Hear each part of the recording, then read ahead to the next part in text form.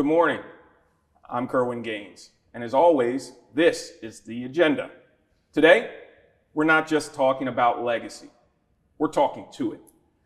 Dr. William E. Bazzelle Sr., he's here with us today, a man who shattered racial barriers in one of the most prestigious research labs right here at DuPont, then turned around and spent the next half century mentoring students, building minds, and fighting for equity in education. He makes it clear he's not a teacher.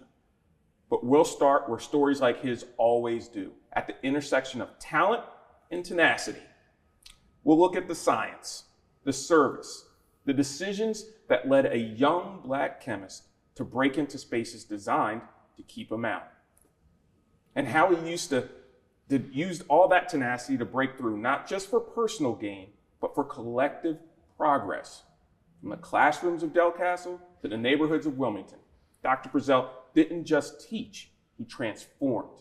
And now, with the release of A Life of Science and Service, A New Generation, it's a documentary about him that gets to witness what purpose in action actually looks like.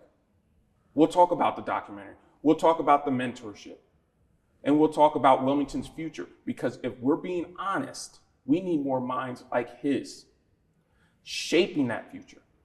So stay with us, we're gonna get into it all right here on The Agenda.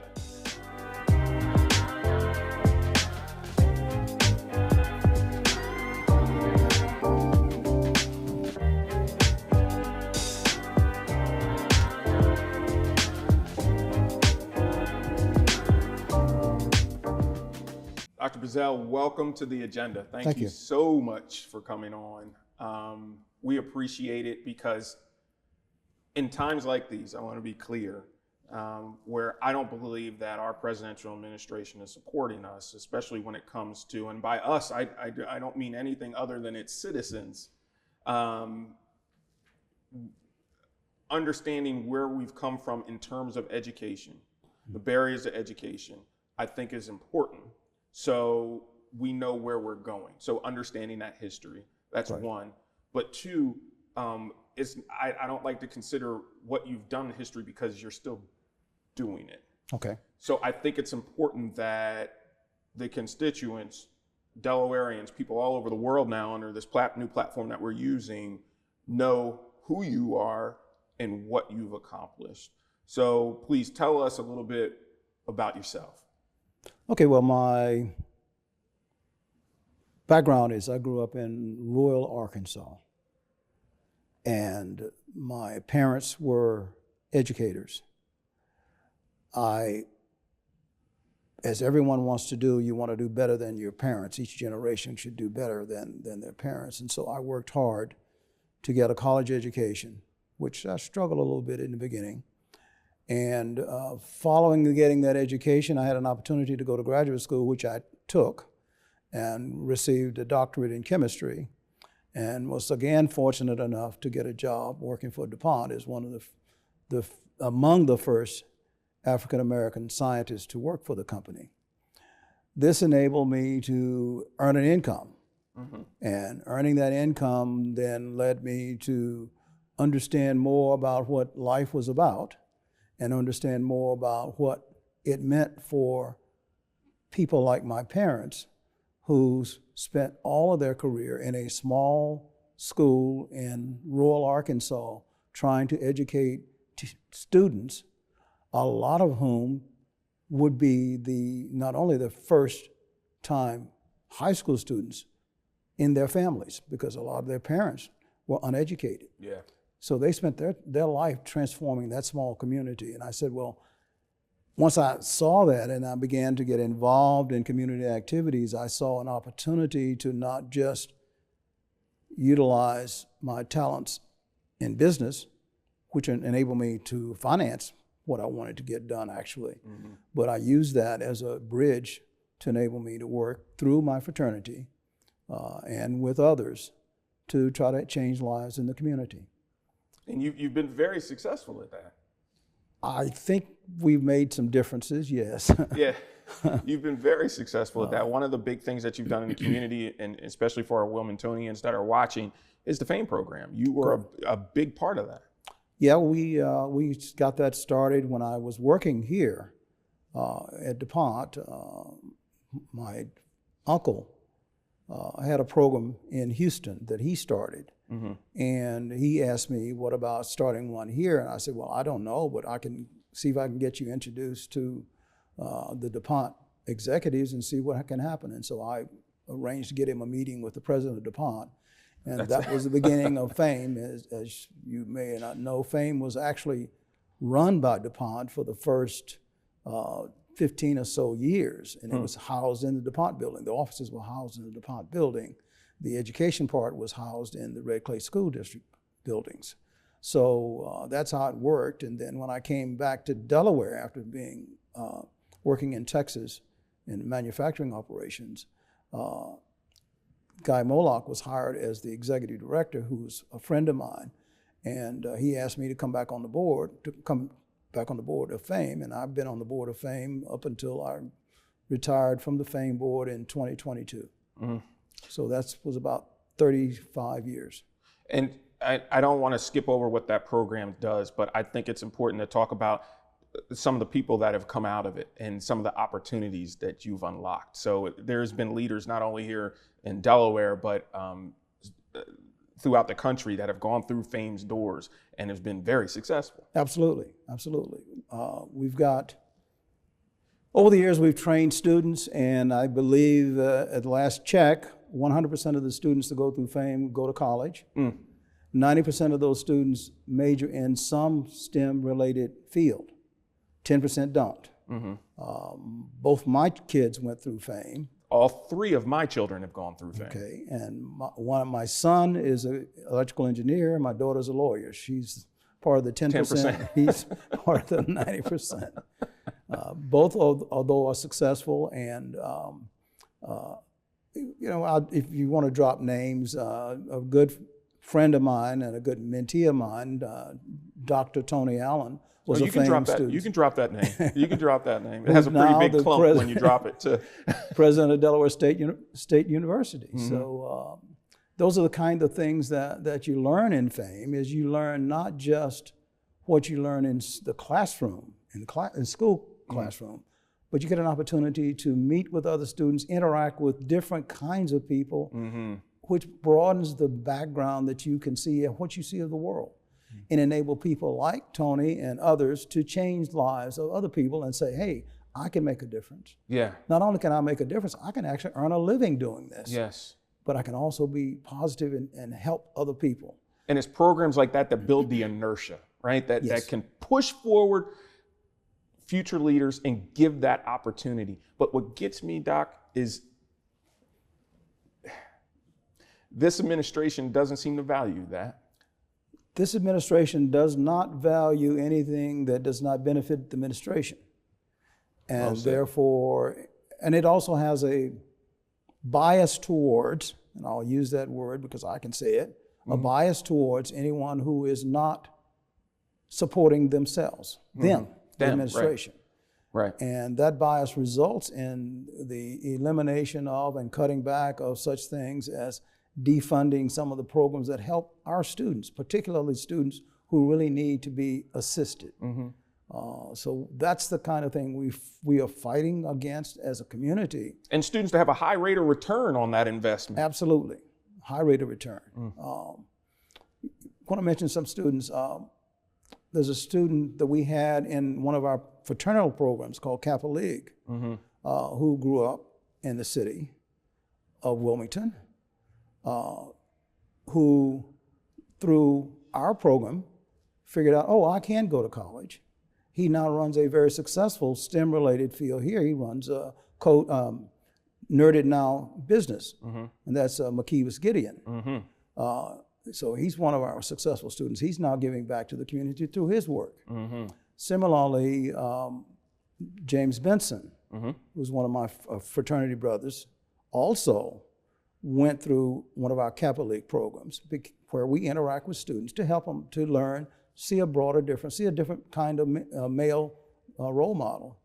He's now the head of the Delaware State National Guard. He's Major General. Yes, Major General. Yes, sir. So he's he's doing something differently. And in that role, and in other roles that he's had, he's always been helping kids. I mean, when he was working at the University of Delaware, he always reached out to ensure that the African-American kids got an opportunity, were supported, just as other folks have been trying to do. So that's what we try to do as a community, is what we try to do, is to help students realize their potential. And let's just be clear, you're willing to help all students. All students, that's right. All students. Absolutely. And get through, and this just isn't, and so many things, oh, well, this is just for this group of kids, or this is just for that group of kids. Absolutely not. No. It's for all students. For all students. All students. I spent time on school board in Texas, and that enabled me to work with all students again. It was critical that we have voices on the school boards to speak up and help when help is needed. And that's what we try to do. Because our educational system currently isn't just affecting one group of students. The educational system, especially in Delaware, 45th in the nation, it's affecting all of the students, regardless of race, color, creed, gender, religion. It's affecting everyone. Not many people can say that they have a documentary about them. You're one of those people that can say that they have. Yes. Tell us a little bit about it. The documentary was put together by Dr. Gene Nutter, working with the Hagley Museum. The Hagley Museum is the museum that captures the history of the DuPont Corporation and the DuPont family and its impact on the community. As a part of that, they put together trying to identify the first scientific African Americans to work for the DuPont company.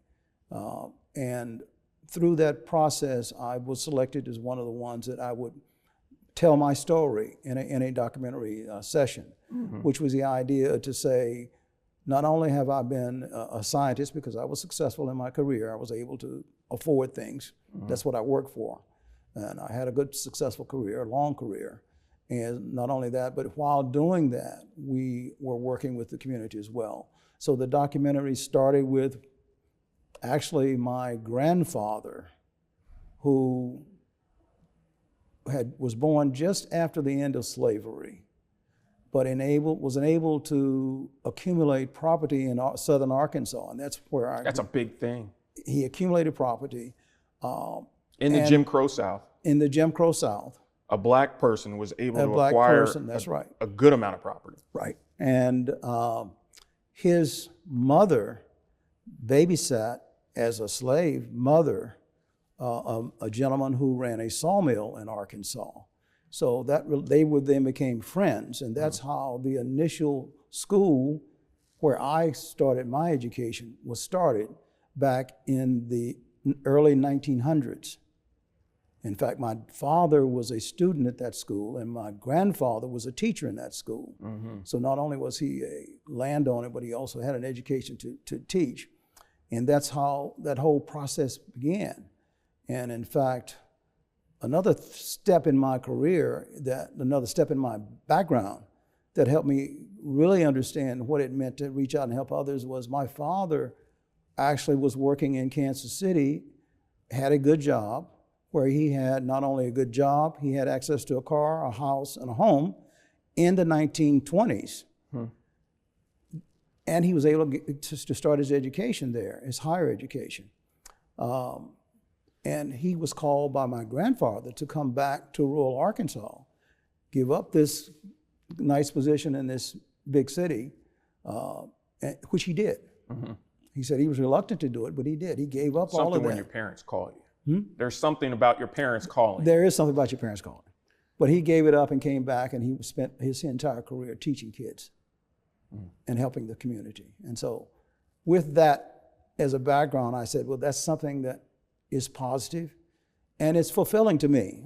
I run into men and women who have been in fame and or in our Achievers programs or Capital League program, and they'll say, oh, Dr. Bazzelle, thank you so much for what you did for me. A lot of times I don't remember who they are, but they remember me. It just makes you feel good that you made a difference in the lives of someone. And just like the song says, if I can make a difference in one life, if I can change one life as I go through this life, then my life has not been in vain. You've mentioned your fraternity on a couple different topics here. Tell us a little bit more about it and what's going on with them in regards to education here in the city. Okay, my fraternity is Kappa Alpha Psi fraternity, which I joined when I was in college at Texas Southern University in Houston, which is an HBCU. And through that program on campus, it's a networking organization in addition to social. It's networking. We helped each other. Students helped students. Some of my Kappa brothers while I was on campus helped me with my classroom help, and I would help other students. That's the networking piece, to help each other. And then as we move into adult life and become alumni, graduates of college, no longer in the school setting, our goal now is to help others in the community. So we work as an organization to make a difference in the communities where we live and where we operate. As such, in the city of Wilmington, we have worked hard here to change things. We've had a Kappa League program probably for about 40 years in the city, where we work with others, with young students, young boys, to give them a different idea of what an African-American male looks like and what they do. And I'm talking with professional people, professional lawyers, doctors, et cetera, businessmen, entrepreneurs, all working with youth to change their impression of what an African-American male is all about. And a lot of these kids have never seen an African-American male with a suit and tie on in person, but they get an opportunity to talk to them one-on-one. So that's what we do. We also have reached out here in Wilmington, and we bought property on Vanderbilt Avenue in 19802 zip code. Across the street from Job Corps. Across the street from the Job Corps Center. We picked that area of the community because that area of the city is where students have the most difficult time being successful in school. Okay. They have the most difficult time of getting through school without getting involved in the justice system.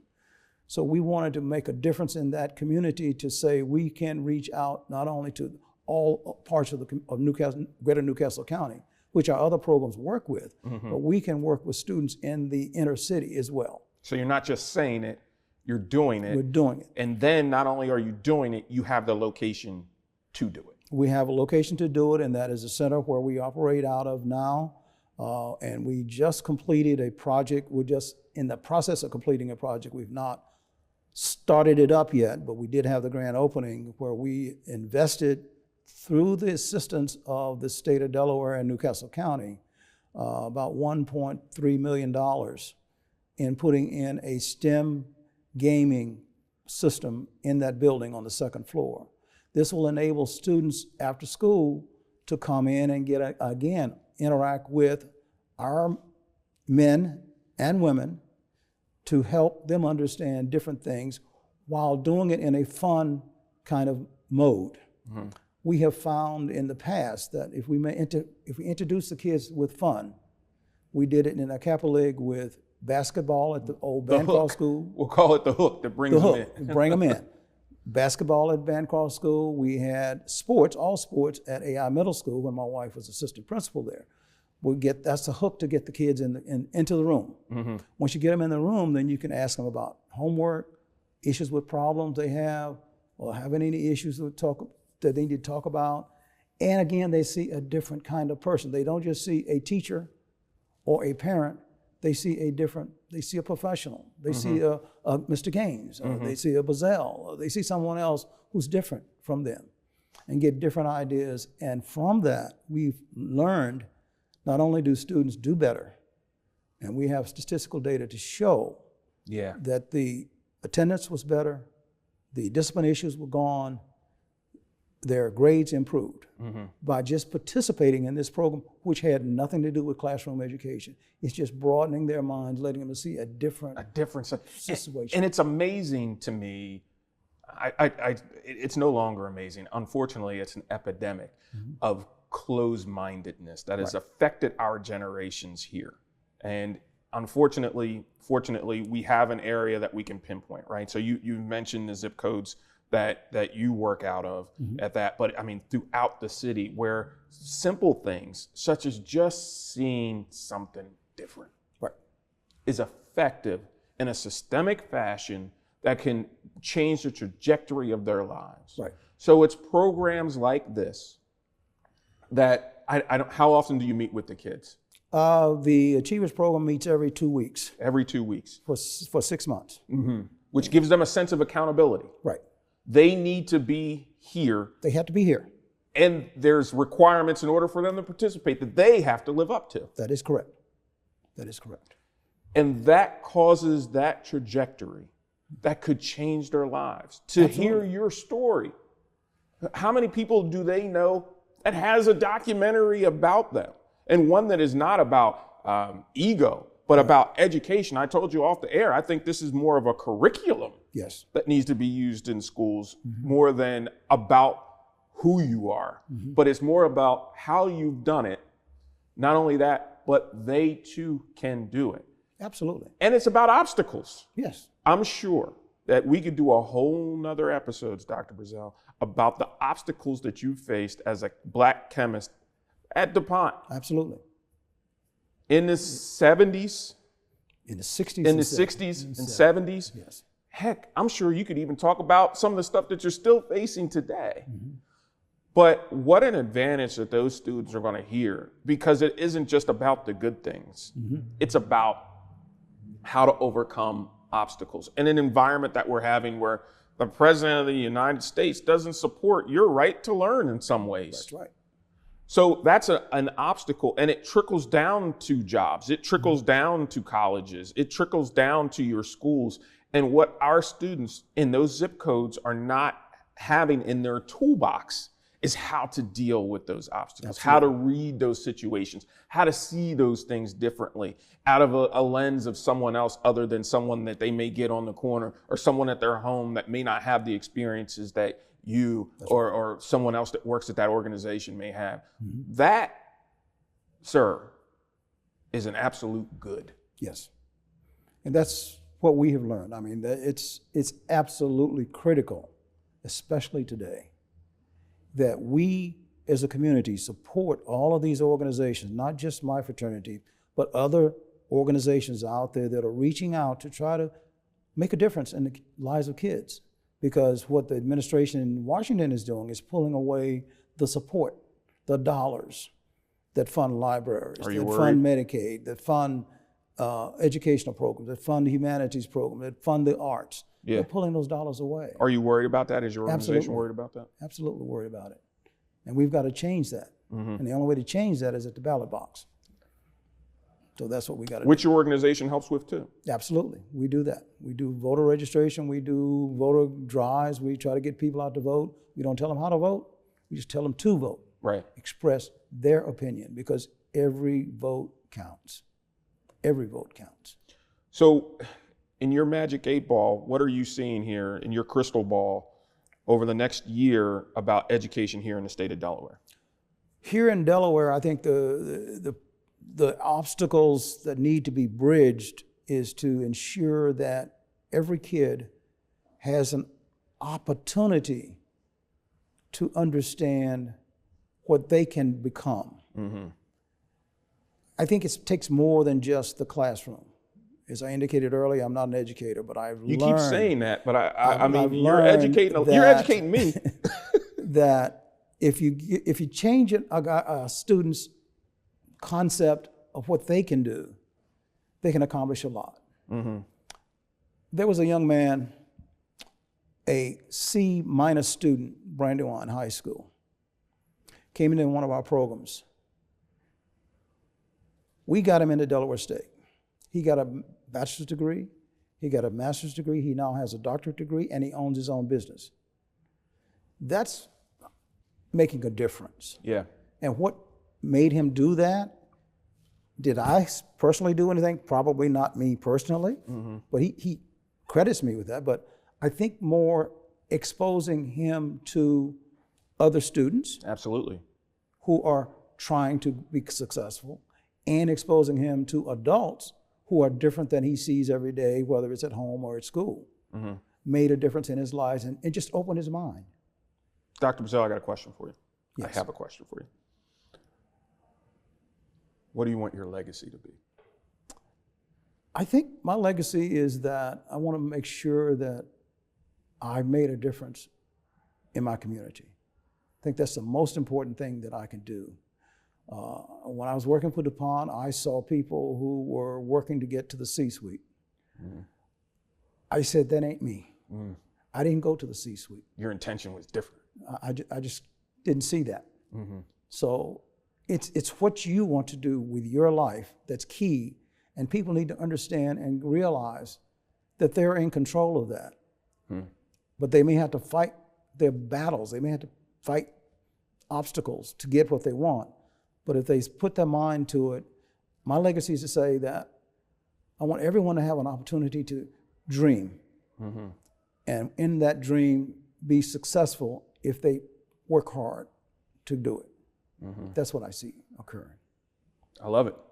I am going to put information at the bottom of the screen for programs that are going on at your fraternal organization, where they can reach them. What advice do you have the parents about this organization and your recommendation for their children to join? I would say if the children can get an opportunity to come and participate in any one of our programs, I mean, there are several that we operate, it would be a benefit to them, and it will help us as well, because our objective is really not to ingratiate ourselves or make ourselves famous, but to make sure that we are helping our community. That's our major focus, is to make sure we give back to the community. And you're still not an educator? I'm still not an educator. Well, you've educated us. We require the students in our programs, though, to volunteer work and not get paid, which is what we don't get paid. So that's what you got to do. You got to be able to say, not only can I earn money at this, but I can take what I earn, keep me alive, my family alive, going, but I can reach out and help students. My wife's words, reaching back as we climb. The sacrifice of self. That's right. And you've demonstrated that not only today, but throughout your tenure. And thank you so very much for all of your service. You're quite welcome. I've enjoyed it. We appreciate it. We appreciate you for coming on to the agenda. Thank you. Ladies and gentlemen, you've heard it here. Dr. William E. Bazzelle Sr. He has been an excellent guest and has spent his entire life thinking beyond the box. He tried to take the him out of that box. He used his scientific training not just to innovate in the lab, but to reimagine what education could look like in communities too often left behind. And he's still doing it. But let's be clear, he shouldn't be doing it alone. That's where you and I come into play. We're in a battle for education, a battle that this presidential administration has walked away from. While children fall further behind, leaders in Washington are playing politics with their future. This is not just a policy issue, it's a moral one. We need all hands on deck right now. Teachers, parents, students, voters, everyone. Because if our government won't lead, then we have no choice but to lead. And I'm ready. Are you ready? We, the constituents, we, the parents, we are open to the conversation. We are willing to act. Because Dr. Bazzelle showed us something today. When you use your mind to serve others, you just don't solve problems. You build futures. So let's stop waiting for permission. Let's take up the fight for our kids, for our classrooms, and for the future that we still believe in. For the agenda, I'm Kerwin Gaines. Stay informed and be bold. And as always, be safe.